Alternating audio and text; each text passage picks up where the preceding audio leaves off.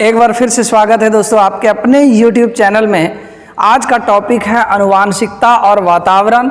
इससे बहुत सारे प्रश्न रहता है और इस चैप्टर में हम लोग डिटेल करेंगे, डिस्कस करेंगे कि आनुवांशिकता क्या है, आनुवांशिकता की प्रक्रिया क्या है, फिर देखेंगे आनुवांशिकता के नियम क्या है, समानता के नियम, विभिन्नता के नियम, प्रत्यागमन का नियम, फिर देखेंगे मेंडल का नियम और फिर विभिन्नता का नियम, बीजकोश की निरंतरता का नियम और फिर जीव सांख्यिकी के नियम। यानी सभी नियमों का एक ही वीडियो में पूरा डिटेल भी होगा और इसके साथ साथ वातावरण क्या है, वातावरण से बालक का विकास कैसे प्रभावित होता है, इन सभी चीज़ों का डिस्कस करेंगे। और इनके साथ साथ जो बहुत इम्पोर्टेंट प्रश्न सीटेट में हर बार पूछे जाते हैं और कम से कम 10 प्रश्न जो प्रीवियस ईयर के हैं उनका भी डिस्कस करेंगे। तो आइए वीडियो को बिना देरी के शुरू करते हैं। आनुवांशिकता एवं वातावरण जिसका संपूर्ण विश्लेषण होगा, सीटेट प्रीवियस ईयर का भी हम लोग देखेंगे और ये आपके लिए किसी भी तरह का, सिर्फ सीटेट ही नहीं, किसी भी तरह का जो टेट होता है, बिहार टेट हो, यूपी टेट हो, एमपी टेट हो, रीट हो, कोई भी टेट हो, एस टेट, सभी के लिए बहुत उपयोगी टॉपिक है, ये उपयोगी चैप्टर भी है। और जो लोग 2022 में जो सीटेट का रिजल्ट निकला, कोई 2 नंबर 1 नंबर या किसी वजह से फेल हो गए हैं या अपने अचीव को नहीं पा सके, 90 नंबर नहीं ला पाए, तो हताश होने की ज़रूरत नहीं है, निराश होने की ज़रूरत नहीं है। जो सफल वही होते हैं जो असफल होते हैं। असफल हैं मीन्स आपके अंदर टैलेंट है, आप उस काम को कर रहे हैं तभी उस काम में आपको असफलता मिली है। और हम अपने जीवन से जो अनुभव प्राप्त किए हैं वो आपको हम बोलना चाहेंगे कि आप उस चीज़ को लेकर बैठने से आपके अंदर कुछ नहीं बदलाव होने वाला है कि हम फेल हो गए, 1 नंबर रहता तो पास हो जाते। बस एक ही स्टेटमेंट याद रखिएगा अपने माइंड में, जब भी पुरानी यादें या असफलता आपको चिंतित करे तो एक ही लाइन आपको रखना है याद कि नहीं हुआ तो अच्छा हुआ, इससे बड़ा होगा।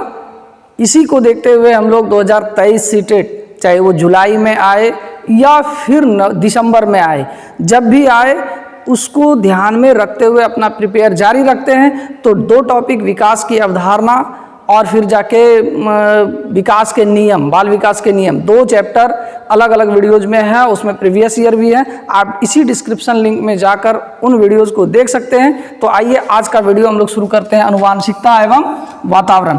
एक बात और, जो चैनल पर पहली बार आए हैं, वीडियो को पहली बार देख रहे हैं और देखते देखते इतना खो जाते हैं कि आप चैनल को सब्सक्राइब करना भूल जाते हैं, तो अभी तुरंत सब्सक्राइब पहले कर लीजिए, लाइक भी कर दीजिए, शेयर भी कर दीजिए। तो आइए सबसे पहले ये देखेंगे कि नेचर यानी प्रकृति में क्या क्या चीज़ होता है। आप देखे होंगे कि 2 चीज़ें होता है, एक शिशु जन्म लेता है और दूसरा उसका पालन पोषण होता है। और शिशु वही जन्म देता है जो जैविक है। इसको गौर से देखिएगा, ये प्रश्न आपको परेशानी में डाल सकता है। आपके लिए एकदम छोटा सा टॉपिक है ये कि जैविक यानी शिशु का जन्म लेना क्या है, जैविक है। जो जैविक है वो शिशु को जन्म देता है और शिशु का जन्म लेना क्या है, प्रकृति है, नेचर है। जो जैविक हैं, जैविक यानी जिसमें जान है, जैसे कोई जानवर हो गए, मनुष्य हो गया, कीड़ा मकोड़ा, पेड़ पौधा, ये सब क्या है, जैविक हैं। और ये जैविक हैं तो संतान को जन्म देगा और संतान को जन्म देना एक तरह का क्या है, प्रकृति है, नेचर है। और जैसे जैसे शिशु का जन्म होगा तब वो वातावरण में आएगा। कहाँ आएगा, वातावरण में आएगा, यानी उसको पालन पोषण की ज़रूरत पड़ेगी, पालन पोषण की ज़रूरत पड़ेगी। जैसे शिशु का जन्म होता है तो उसको पालन पोषण की ज़रूरत पड़ती है। मतलब कि शिशु का जन्म लेना बाय गॉड है, यानी नेचर है, प्रकृति है। और जैसे जन्म लेगा तो उसका पालन पोषण किए बिना आप उसका विकास नहीं कर सकते, तो पालन पोषण हो जाता है। और जैसे प्रकृति में आया, यानी शिशु का जन्म लेना प्रकृति हुआ, तो इसी को कहते हैं हम लोग आनुवांशिकता या वंशानुक्रम। इसको क्या कहते हैं, आनुवांशिकता या वातावरण, आनुवांशिकता या वंशक्रम। और पालन पोषण कहाँ होगा, वातावरण में होगा। पालन पोषण कहाँ होगा, वातावरण में होगा। तो इन चीज़ को याद रखिएगा। एक प्रश्न आप यदि सीटेट का पहले तैयारी किए होंगे तो एक प्रश्न हमेशा रहता है, प्रकृति पालन पोषण से क्या अभिप्राय है। तो यही है, प्रकृति पालन पोषण से क्या अभिप्राय है, अनुवांशिकता और वातावरण है। या ऐसे पूछ दे आपको कि प्रकृति पालन पोषण में प्रकृति क्या कहता है, प्रकृति का मतलब क्या होता है, तो अनुवांशिकता होता है। और पालन पोषण का अर्थ पूछ दे तो क्या हो जाएगा, वातावरण होगा। स्पष्ट है। यानी शिशु का जन्म लेना जैविक क्रिया है और वो होता क्या है, नेचर है। और नेचर किसके वजह से होता है, अनुवांशिकता के वजह से। पालन पोषण शिशु जन्म ले लिया तो पालन पोषण होगा उसका। पालन पोषण होगा कहाँ, वातावरण का। यानी वातावरण जिम्मेदार हो जाता है कि बच्चे का पालन पोषण करें।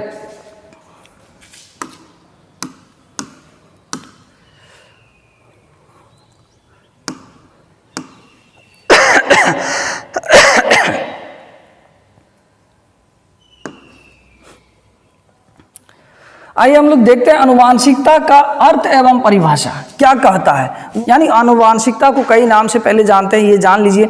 अनुवांशिकता हो गया, वंशानुगत हो गया, वंशक्रम हो गया, हेरिडिटी हो गया, पैतृकता हो गया। ये सभी नाम क्या है, अनुवांशिकता है। अनुवांशिकता को कई नाम से जानते हैं, वंश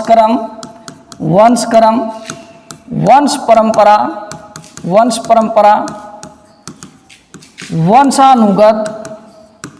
वंशानुगत, हेरिडिटी इंग्लिश में इसको हेरिडिटी भी कहते हैं, हेरिडिटी, पैतृकता। ये कई नाम से हम लोग जानते हैं, तो कंफ्यूजन नहीं होना है कि पैतृकता क्या है, वंश परंपरा क्या है, वंशानुगत क्या होता है, ये सब में कंफ्यूजन बिल्कुल नहीं करना है। तो वंशानुक्रम व्यक्ति की जन्मजात विशेषताओं का पूर्ण योग है। यानी पहले ये तो परिभाषा हो गया, अर्थ थोड़ा सा समझ लीजिए कि वंशानुगत होता क्या है। हम लोग देखते हैं कि अलग अलग पृथ्वी पर अलग अलग जीव हैं, पेड़ पौधे, जानवर, कीड़े मकोड़े, पशु पक्षी, जितने भी अलग अलग जीव हैं। लेकिन आप एक चीज़ नोटिस किए होंगे कि जो जानवर जैसा है, संतान भी उनके लगभग 100% वैसे ही होते हैं। जैसे मनुष्य है तो मनुष्य का संतान मनुष्य के तरह होना, बिल्ली है तो बिल्ली का संतान बिल्ली के तरह होना, गधा है तो गधे का संतान गधा के तरह होना, आम का पौधा है तो उसके बीच से आम का पौधा होना।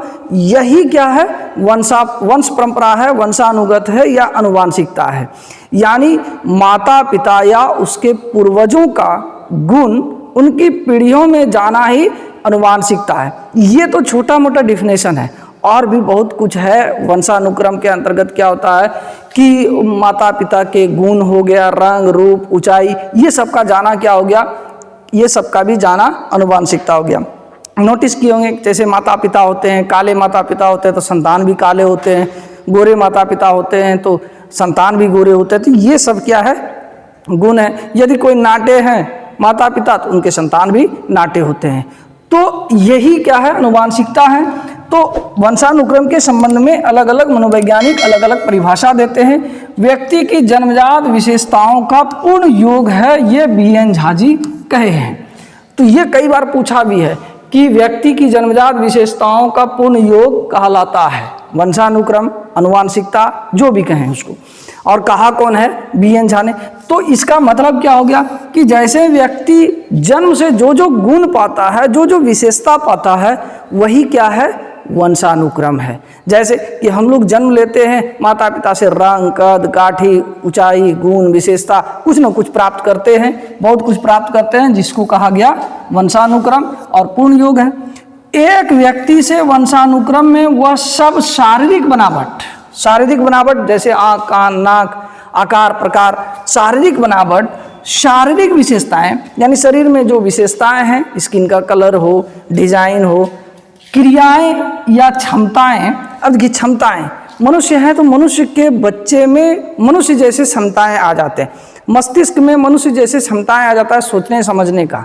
बड़े जैसे धीरे धीरे आयु बढ़ती है तो वो उम्र बढ़ने के साथ ही वो उन गुण को सीख लेता है।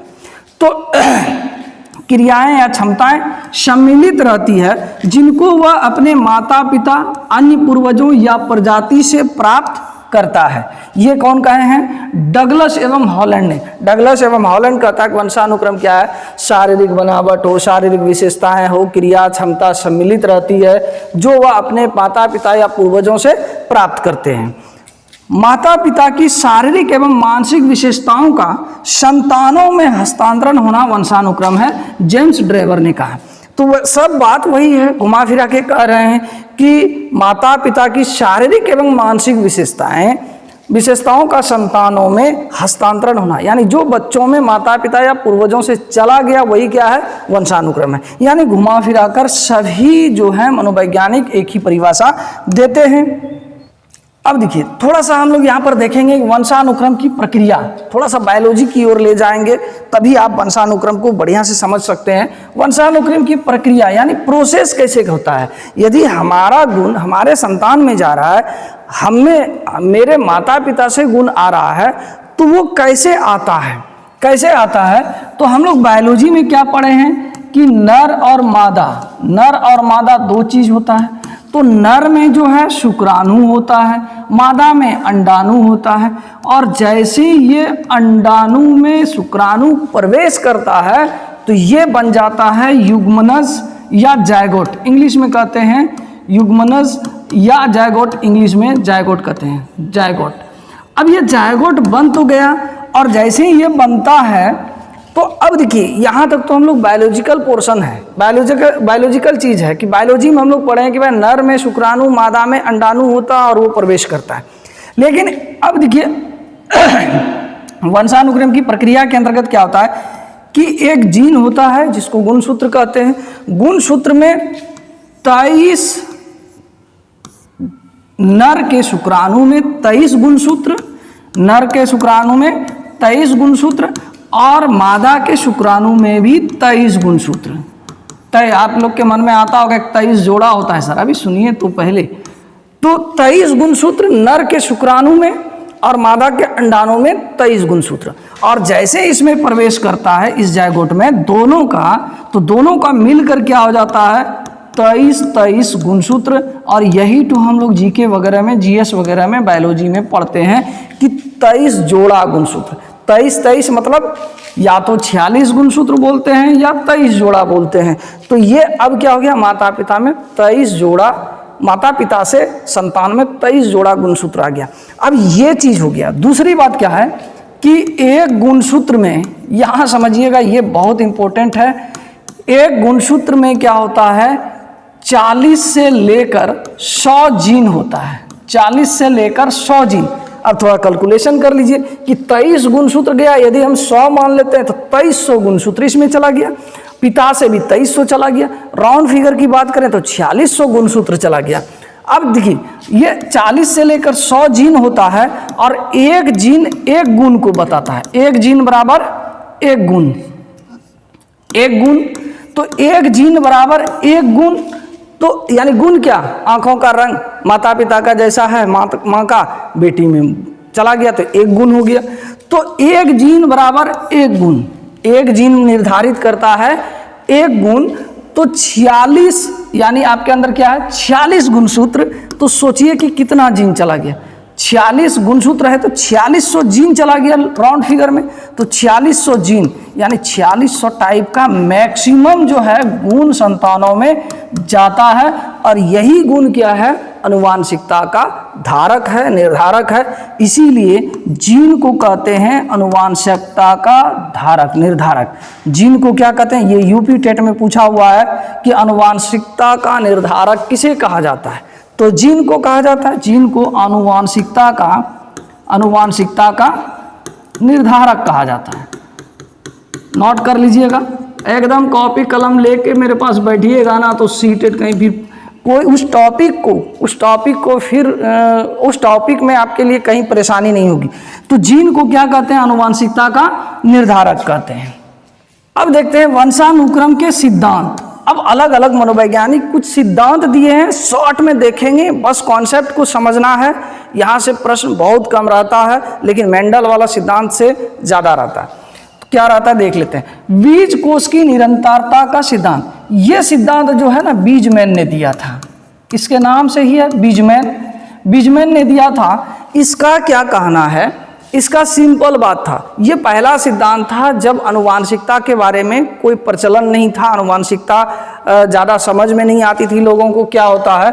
तो बीजमैन क्या कहता है कि माता पिता के बीज, माता पिता का काम क्या होता है कि माता पिता अपने बीज को अपने संतानों में हस्तांतरित कर देता है, और इसी को कहते हैं आनुवांशिकता। अब सोचिए कि अब आज के दौर में कोई कहेंगे कि माता पिता है अपने संतान में बीज को हस्तांतरित कर दिए, कैसे कर दिए?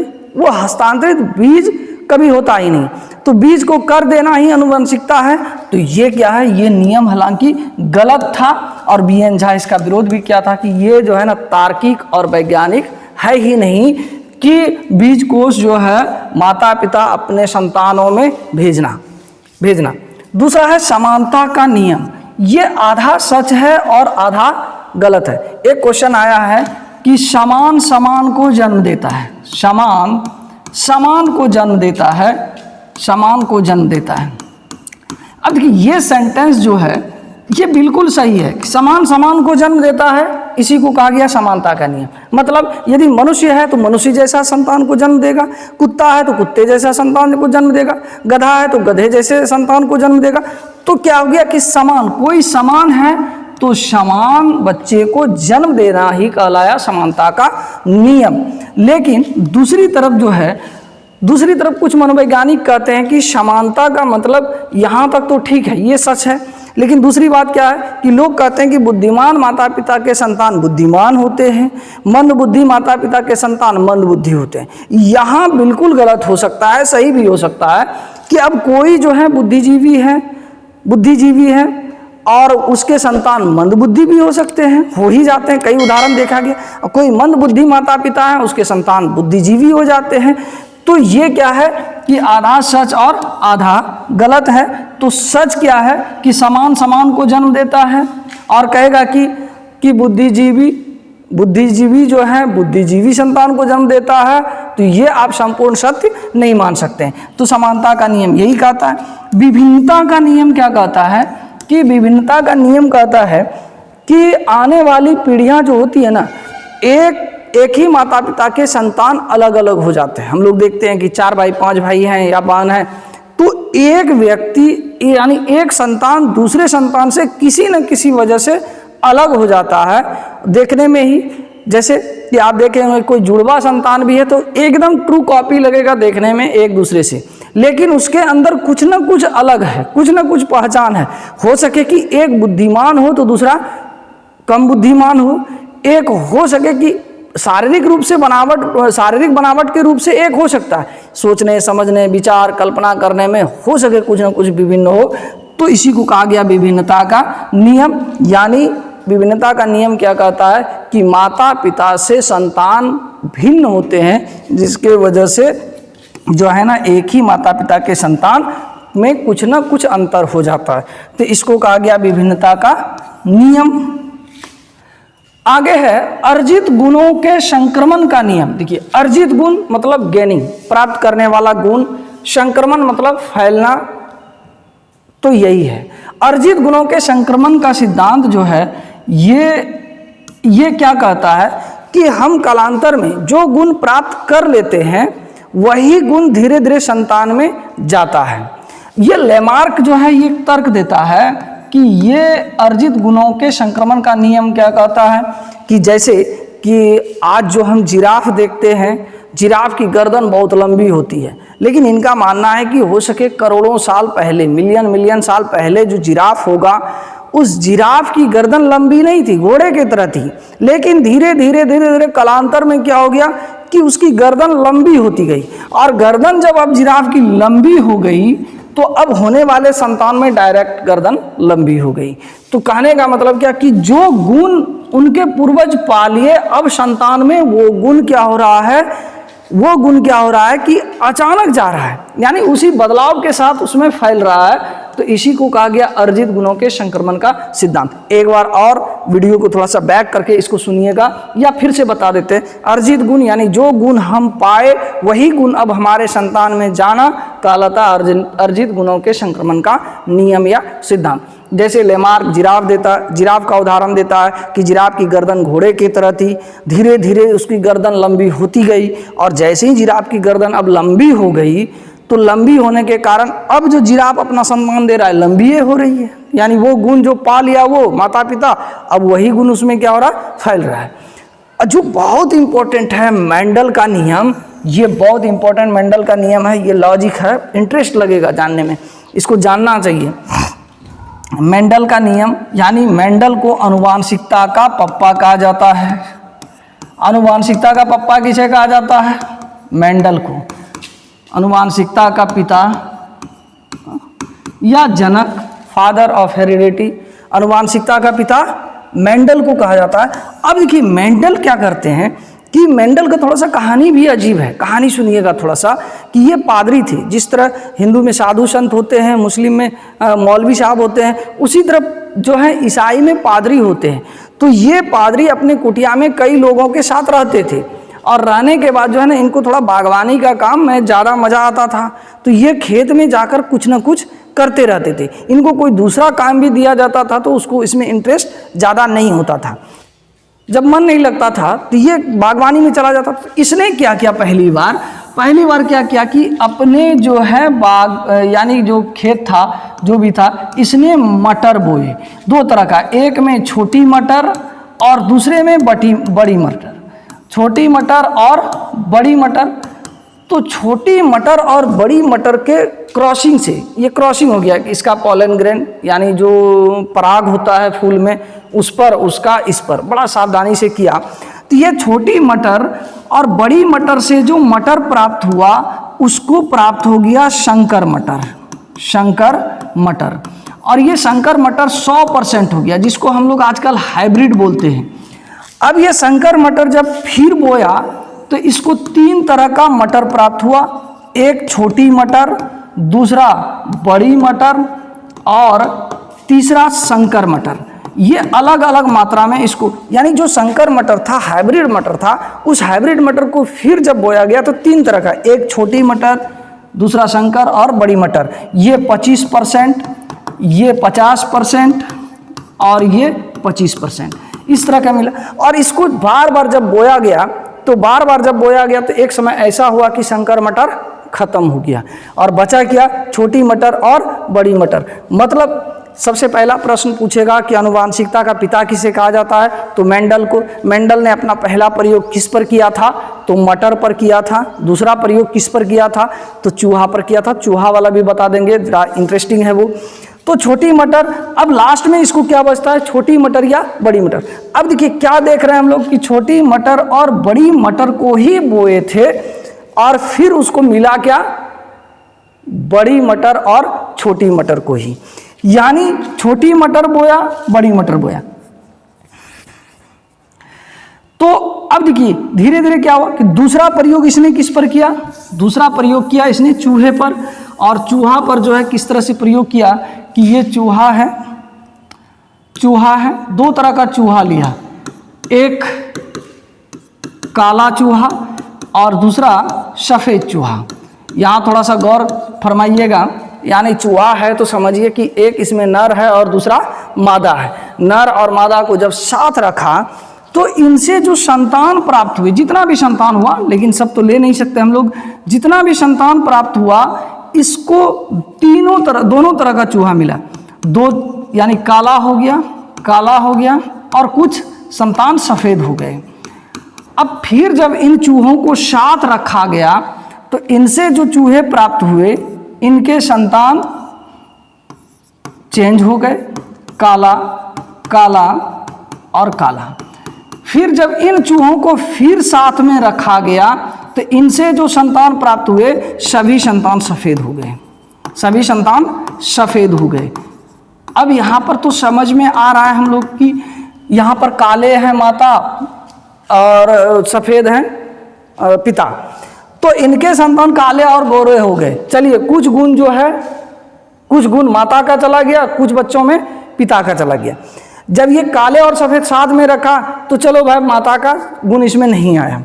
अब जब सभी काले माता पिता थे तो उनके संतान गोरे हो गए। और यही सोसाइटी में यदि हो जाए तो बहुत बड़ा बतंगड़ हो जाता है कि जब हम दोनों काले हैं तो हमारे संतान गोरे कैसे हो गए। अब ये लांछन जो है महिलाओं पर लगाया जाएगा। तो यहाँ पर थोड़ा सा समझिएगा, और जैसे आप समझिएगा तो आप अपने घर परिवार या सोसाइटी में भी ऐसे लांछन को नहीं लगाएंगे। देखिए, दो तरह का है कि जीन जो होता है, जो गुण का बात करें कि अब माता पिता में से जिनका जीन मजबूत था वो जीन जो है बच्चों में चला गया जिसका मजबूत था। तो यहाँ मान लिया जाए कि ये जो है पिता हैं, अक्सर पिता काले ही होते हैं, इसीलिए काम करते करते काले हो जाते हैं। ये गोरी है, गोरे हैं, इसको मान लेते हैं। अब ये पिता का जीन ज़्यादा मजबूत था तो 2 बच्चों में चला गया, और माता का सफ़ेद। अब यहाँ पर माता पिता दोनों काले हैं, काले और सफ़ेद हैं, तो इनका जीन ज़्यादा मजबूत था, इसीलिए क्या हो गया कि सभी संतानों में चले गए। जो उनका जीन मजबूत था काला वाला पिता का, तो संतान में चला गया, और माँ का जीन कमज़ोर था तो माँ के जीन से एक भी बच्चे का कलर वगैरह नहीं गया। अब यहाँ पर पिता का जो है सब माता पिता दोनों काले हैं, सफ़ेद हो गया। मीन्स क्या कि ये अपने माता पिता के गुण को छोड़कर, माता पिता के गुण को छोड़कर, ये इनके माता पिता हैं तो इनके गुण को छोड़कर जब पिछले पीढ़ियों का गुण को निर्धारित कर लेता है तो इसी को कहते हैं हम लोग प्रत्यागमन का नियम। इसी को कहते हैं क्या? प्रत्यागमन का नियम। यानी माता पिता के गुणों को छोड़कर जब पिछली पीढ़ियों के गुण को निर्धारित कर लेता है या ग्रहण कर लेता है तो उसको कहते हैं हम लोग प्रत्यागमन का नियम। ऐसा इसलिए होता है कि माता पिता में से किसी का जीन कमज़ोर होना संतान में नहीं जाएगा। माता पिता दोनों के जीन में से किसी पिछली पीढ़ी का गुण, इसका गुण यहाँ पर जो है, इसका गुण बहुत ज़्यादा जो है मजबूत होगा इनके गुण से। इसलिए ये जीन जो है, जो सुषुप्ता अवस्था में, देखिए जीन जो गुण होते हैं वो सभी में जाता है, लेकिन जीन 2 तरह का होता है, एक सुषुप्ता अवस्था और एक एक्टिव सक्रिय। तो ये जीन कहाँ था? यहाँ पर सक्रिय नहीं था। सफ़ेद वाला जीन जो था माँ का, इसका जीन इसमें सुषुप्त था, सोया हुआ था, और यही जीन क्या हो गया उनके पोते में सक्रिय हो गया। तो इसी को क्या कहा जाएगा? प्रत्यागमन का नियम। एक लाइन में समझिए, माता पिता के गुणों को छोड़कर जब उनके पिछले संतानों का गुण, पिछले पीढ़ियों का गुण संतानों में जाता है तो इसी को कहते हैं हम लोग प्रत्यागमन का नियम। उम्मीद करते हैं ये नियम भी समझ गए होंगे। एक लास्ट आखिरी नियम है जीव सांख्यिकी का नियम। अब एक फ्रांसिस गाल्टन साहब थे, वो उसका माथा पगला गया। फ्रांसिस गाल्टन जो थे उसका माथा पागल हो गया कि अरे भाई सब मान लिए, सब कुछ ठीक ठाक आप लोग बोल रहे हैं कि जो पिछली पीढ़ी के गुण हैं संतानों में जा रहा है, वंशानुक्रम है, सब बात तो बता रहे हैं, ऐसे जा रहा है, वैसे जा रहा है, ऐसे जा रहा है, लेकिन कितना जा रहा है आप हमको कोई तो बताइए। कोई नहीं बता पाया। तब जो है अपने शोध से इन्होंने जो है ना कहा कि माता पिता से संतान में, माता पिता से समस्त गुणों का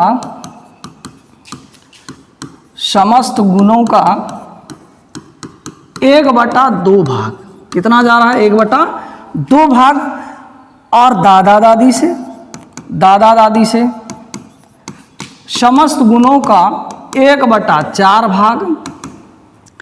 दादा के बाद क्या होता है? परदादा परदादी से समस्त गुणों का 1/8 भाग। छरदादा हो सके, छरदादा हो, मेरे पास पता नहीं है इसीलिए हम डिनोट करने के लिए लिख दिए छरदादा छरदादी से समस्त गुणों का 1/16 भाग। फिर जो है लकड़दादा से, चलिए हो सकता है कि लकड़दादा हो, लकड़दादी, इनसे 1/32 भाग। अब इस तरह जो भी पिछली पीढ़ियाँ उसके गुण आते रहते हैं संतान में। तो अब जरा समझिए कि जो फ्रांसिस गाल्टन साहब ने कहा कि माता पिता से समस्त गुणों का जितना भी गुण संतान में प्राप्त हो रहा, आधा गुण उसका माँ बाप का है, 1/4 जो है दादा दादी से, 1/8 परदादा परदादी से, इस तरह चलते रहता है। तो इसी को कहा गया फ्रांसिस गाल्टन का जीव सांख्यिकी का नियम। उम्मीद करते हैं ये वंशानुक्रम के सिद्धांत आप लोग को पूरा समझ में आया होगा। अब आगे जिक्र करते हैं कि आनुवांशिकता का प्रभाव।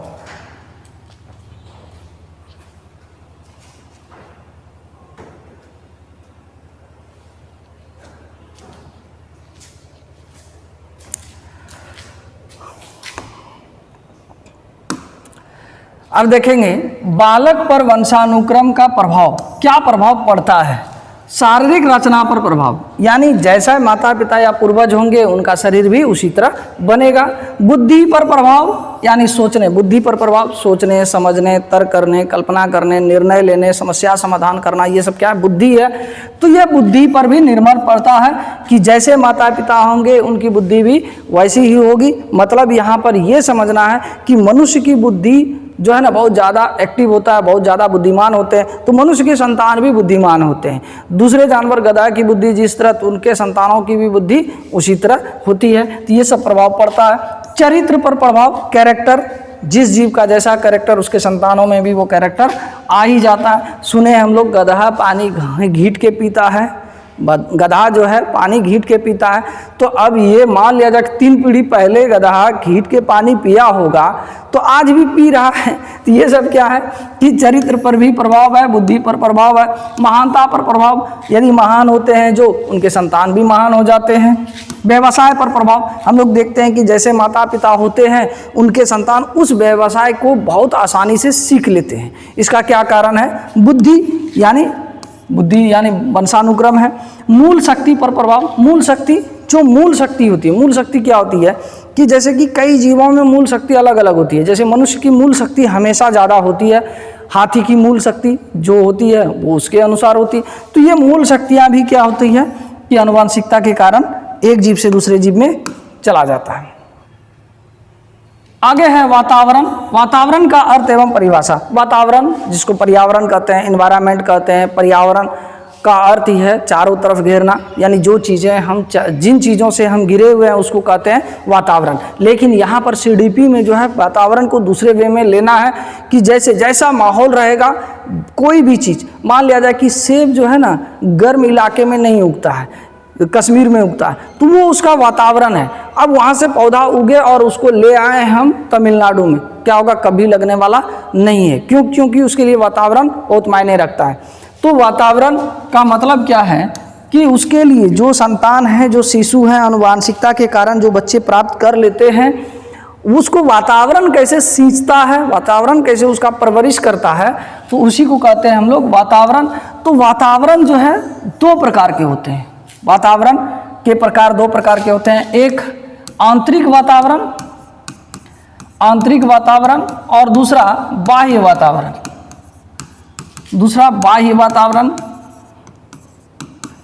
देखिए, आंतरिक वातावरण का मतलब क्या है कि शिशु जब गर्भ में रहता है, कोई भी जीव का जब शिशु गर्भ में रहता है तो उसको कहते हैं हम लोग आंतरिक वातावरण।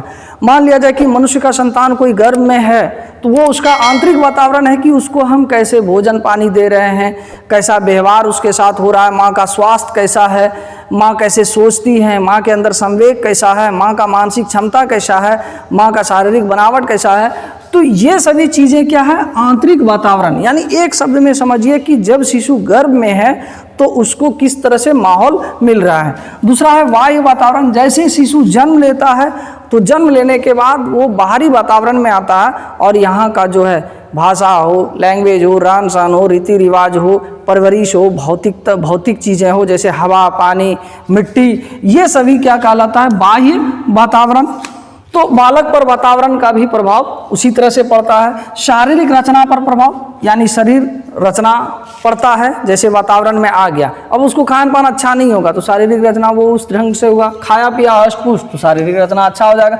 बुद्धि पर प्रभाव, चरित्र पर प्रभाव, मान, यानी कहने का मतलब है कि जितना, एक क्वेश्चन आता है कि बालकों पर वंशानुक्रम और वातावरण के बारे में कौन सा सही है, हमेशा लिखेगा कि दोनों का बराबर महत्व। बिल्कुल नहीं, 50-50% बिल्कुल नहीं, यानी आनुवांशिकता और वातावरण का 50-50 भी नहीं। क्या है कि आनुवांशिकता और वातावरण के अंतःक्रिया के परिणाम स्वरूप होता है, यानी बालकों के विकास दोनों के अंतःक्रिया, यानी को एक्टिविटी, को रिलेशन के वजह से होता है। तो ये चीज़ें बराबर बराबर भी नहीं आंकेंगे, किसी एक का भी ज़्यादा और दूसरे का कम भी नहीं मानेंगे। तो यही चीज़ है अंतःक्रिया, यानी एक दूसरे से क्रिया के बिना बालकों का विकास संभव नहीं हो सकता। तो इसीलिए वातावरण का भी प्रभाव सब पर पड़ता है। और एक है समायोजन पर प्रभाव। समायोजन यानी एडजस्ट, वातावरण के कारण एडजस्ट होना। आप जहाँ रहते हैं वो आपका वातावरण है, आप वहाँ एडजस्ट कर लेते हैं, लेकिन आपका शरीर उसी तरह से एडजस्ट कर लेता है, माइंड उसी तरह से मेकअप हो जाता है।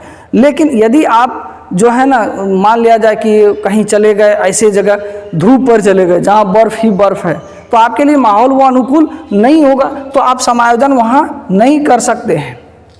अब इंटरेस्टिंग उदाहरण जो बार बार हम देते हैं, गौर से सुनिएगा। मान लिया जाए कि एक लड़की है, उसकी वो शादीशुदा नहीं है, अपने मायके में जब रहेगी तो अपने हिसाब से वो समायोजन कर लेती है कि हमको कब उठना है, मम्मी का बात नहीं मानना है, हमको यहाँ जाना है, वहाँ जाना है, ये करना है, वो करना है, कोई रोकने टोकने वाला नहीं है। यदि मम्मी या पापा कोई रोकते भी हैं तो वो परी बन जाती है और रूठ राठ भी जाती है।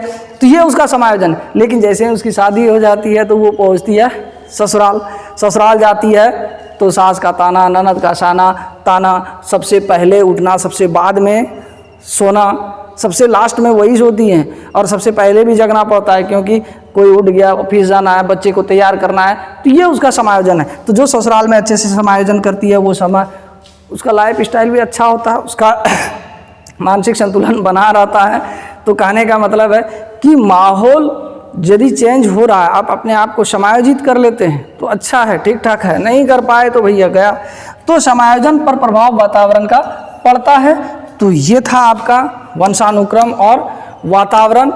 तो अब हम लोग देख लेते हैं कुछ इम्पॉर्टेंट जो सी-टेट प्रीवियस ईयर में MCQs पूछे गए हैं, और प्रश्न एकदम जितना चीज़ बताए हैं, यदि वीडियो को सीरियस होकर देखे होंगे तो प्रश्न आपका एक भी नहीं छूटेगा। तो पहला प्रश्न है, आनुवांशिकता को डैश सामाजिक संरचना माना जाता है। सामाजिक संरचना यहाँ देखिए दो तरह का है, सी-टेट गौण भी मानता है, गत्यात्मक भी मानता है। इसलिए कि चूंकि आनुवांशिकता जो है ये गत्यात्मक होता है, यानी गत्यात्मक मतलब गति में रहता है, एक पीढ़ी से दूसरे पीढ़ी में चलते रहता है। तो इसीलिए सटीक आंसर इसका जो है गत्यात्मक होगा। दूसरा प्रश्न है, मानव व्यक्तित्व परिणाम है। मानव व्यक्तित्व किसका परिणाम है? देखिए हम बताए थे, क्वेश्चन वही है, केवल आनुवांशिकता का? बिल्कुल नहीं, केवल आनुवांशिकता का नहीं हो सकता है। पालन पोषण और शिक्षा का, शिक्षा का बात ही नहीं किए हम यहाँ पर। आनुवांशिकता और वातावरण की अंतःक्रिया का, यानी मानव व्यक्तित्व परिणाम किसका है? आनुवांशिकता और वातावरण की अंतःक्रिया का परिणाम स्वरूप। तो आपका आंसर क्या होगा? Option number 3। तो क्वेश्चन देखते हुए आप लोग कमेंट जरा पहले ही कर लीजिएगा कि देखते हैं कौन कितना सही आंसर मार पा रहे हैं। जुड़वा भाइयों में एक को सामाजिक एवं आर्थिक रूप से धनाढ्य परिवार द्वारा गोद लिया गया, यानी दो भाई है, एक को जो है ना एकदम अंबानी के घर दे दिया, ऐसा समझिए, यही कह रहा है, धनाढ्य अंबानी के दिया जाता, और दूसरे को एक निर्धन परिवार द्वारा, निर्धन मान लेते हैं, निर्धन सबसे कौन था? सुदामा ही था, सुदामा द्वारा। 1 वर्ष के बाद उनके बुद्धि लब्धि के बारे में निम्न में से क्या अवलोकित होने की सर्वाधिक संभावना? अब दोनों में जो है बुद्धि लब्धि, IQ की बात कर रहा है कि IQ में क्या बनावट होगा? धनी सामाजिक आर्थिक परिवार वाले लड़के की अपेक्षा निर्धन परिवार वाला लड़का अधिक अंक प्राप्त करेगा। ऐसा कोई जरूरी नहीं है, ऐसा कोई जरूरी नहीं है। सामाजिक आर्थिक स्तर बुद्धि लब्धि को प्रभावित नहीं करता है। निर्धन परिवार वाले लड़के की अपेक्षा धनी सामाजिक आर्थिक परिवार वाला लड़का अधिक अंक प्राप्त करेगा, ये भी नहीं होगा। दोनों समान रूप से अंक प्राप्त करेगा, ये भी नहीं होगा। तब क्या होगा? यानी इसका कहना है कि यदि आप कोई धनवान हैं और कोई गरीब है तो वो IQ को इफेक्ट नहीं करता है, IQ को इफेक्ट नहीं करता है, यानी सामाजिक आर्थिक स्तर बुद्धि लब्धि को प्रभावित नहीं करता है। इसका आंसर हो गया ऑप्शन नंबर 2। अगला प्रश्न, निम्नलिखित में से कौन सा मुख्य रूप से आनुवांशिकता संबंधी कारक है? फटाफट कमेंट कीजिए कि कौन सा है। आंखों का रंग, सामाजिक गतिविधियों में भागीदारिता, समकक्ष व्यक्तियों के समूह के प्रति अभिभूति, चिंतन पैटर्न। कर लिए? चलिए अब हम आंसर बताते हैं। आनुवांशिकता क्या हुआ कि आंखों का रंग, आंखों का रंग, माता पिता या पूर्वजों से आंखों का रंग संतानों में जाना कहलाता है आनुवांशिकता। तो ये सब क्या है? बाकी ये सब क्या है? वातावरण है, बाकी वातावरण है।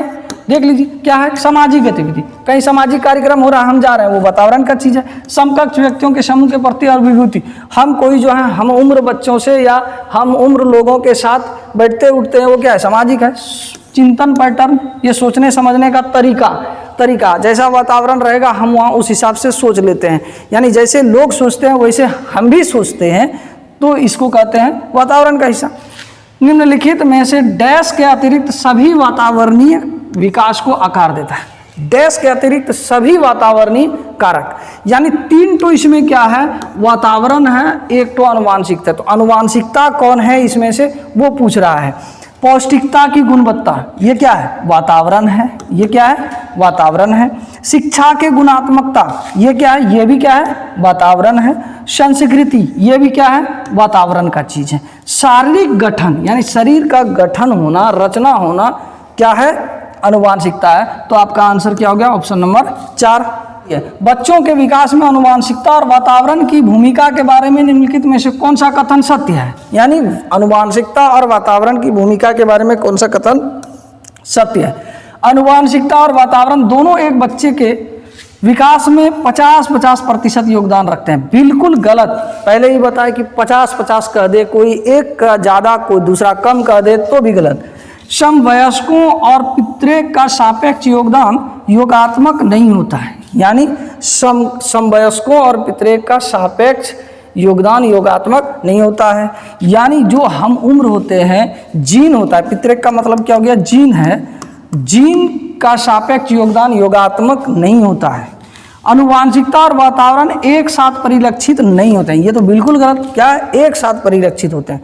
सहज रुझान वातावरण से संबंधित है, जबकि वास्तविक विकास के लिए आनुवांशिकता जरूरी है, ये भी क्या है, गलत है, रुझान वातावरण नहीं। क्या कह रहा है कि समवयस्क और पितरों के साथ योगदान योगात्मक नहीं होता, यानी हम कोई 2 लड़के हैं एक जैसे हैं, तो कह रहा है कि दोनों का जीन जो है एक ही जैसा हो जाएगा, ऐसा नहीं होगा। तो ये नहीं होता है, ये कह भी रहा है, तो ये क्या कह रहा है, सही कह रहा है, यानी जीन अलग अलग भी हो सकता है, जुड़वा में भी। तो इसका आंसर क्या हो गया, ऑप्शन नंबर 2।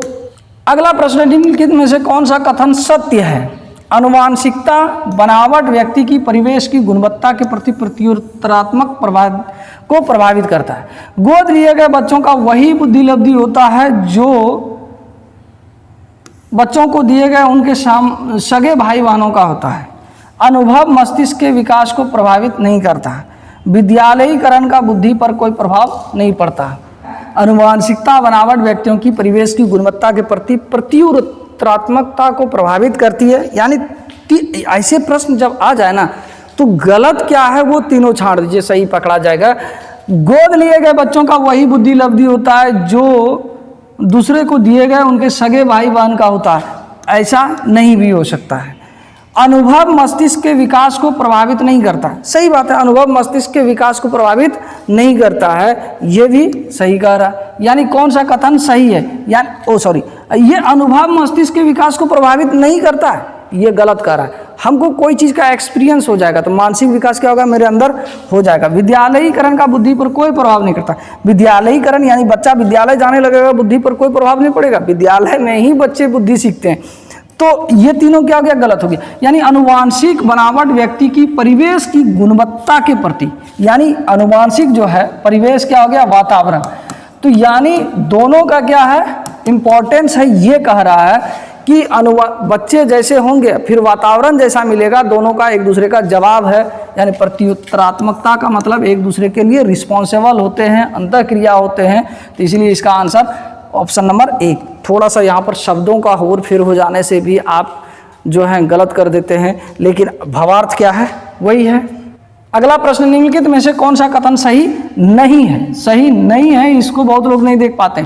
वंशानुक्रम माता पिता से संतानों में गुणों का संचरण है, सही बात है, ये तो हम लोग देखे ही। विकास प्राणी और उसके पर्यावरण की अंतःक्रिया का परिणाम है, ये भी क्या है, सही है। यानी विकास जो प्राणी में होता है, प्राणी और अंतःक्रिया यानी पर्यावरण के अंतःक्रिया। वंशानुक्रम व्यक्ति की जन्मजात विशेषताओं का शोधन है। माता पिता की शारीरिक और मानसिक विशेषताओं का संभावना में संचालित होना वंशानुक्रम है।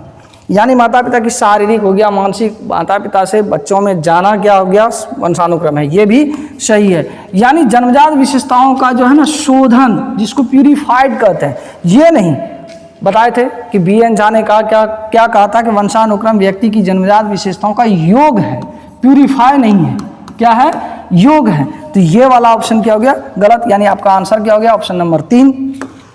अगला प्रश्न है, प्रकृति पोषण विवाद में प्रकृति से क्या अभिप्राय है। आपको वीडियो के एकदम स्टार्ट में ही प्रकृति पोषण विवाद में ये बात हम बोल दिए थे कि यही इसी टाइप का प्रश्न आता है।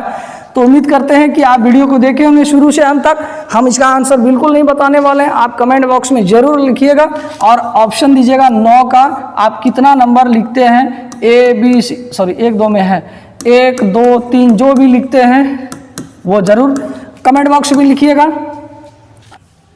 अगला प्रश्न है, डैश तथा डैश का विशिष्ट अन्योन्य क्रिया का परिणाम विकास के विभिन्न मार्गों और निष्कर्षों के रूप में हो सकता है।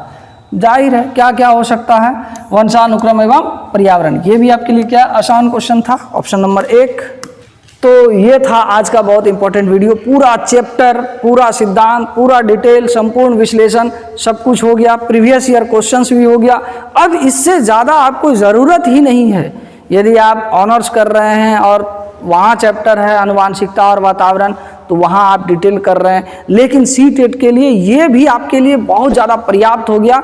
तो उम्मीद करते हैं वीडियो बहुत ज़्यादा पसंद आया होगा और देखते देखते यहाँ तक पहुँच गए हैं, अभी तक लाइक नहीं किए हैं, सब्सक्राइब नहीं किए हैं, तो लाइक और सब्सक्राइब जरूर कीजिएगा। मिलते हैं अगले वीडियो में, तब तक के लिए जय हिंद, जय भारत।